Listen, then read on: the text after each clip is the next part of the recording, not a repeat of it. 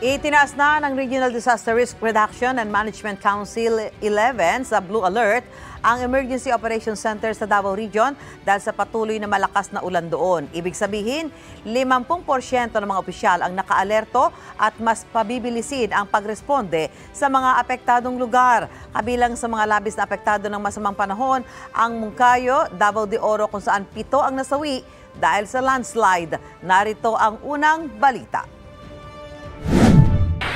Walang tigil. Patay! Oh, nung isang araw pa to guys, umaano yung lupa. Facebook Live yan ng isa sa mga residenteng malapit sa Mount Diwata sa Moncayo, Davao de Oro, kung saan ilang araw nang walang tigil ang ulan. Makalipas ang ilang oras, tuluyan ng gumuho ang lupa sa lugar. Ayon sa Moncayo LGU, hindi bababa sa 12 ang natabunan. 7 sa kanila ang nasawi, 4 ang hinahanap pa, habang critical sa ospital ang isang batang 1 taong gulang.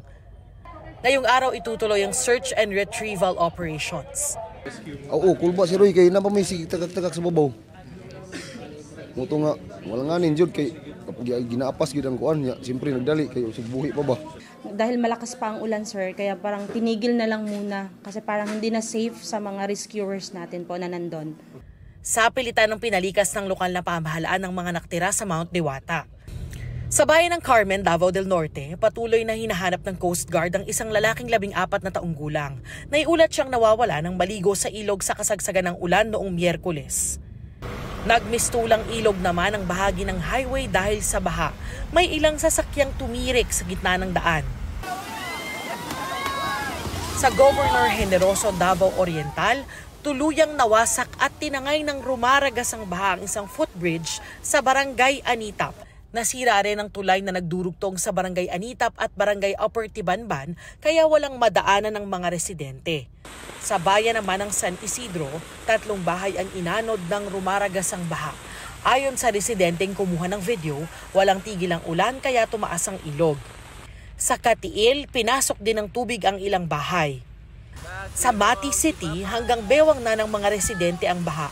Naglabasan sila dahil pinasok na ng tubig ang kanilang mga bahay. Ganyan din ang dinanas ng ilang residente sa Barangay Bangkal sa Davao City. Tuloy-tuloy ang ulan sa lungsod hanggang kagabi. Ayon sa Pag-asa, ang malalakas na ulan sa Davao Region ay dahil sa shear line o pagsasalubong ng malamig na hanging amihan at mainit na easterlies. Yan ang unang balita. Darlene Kai para sa GMA Integrated News.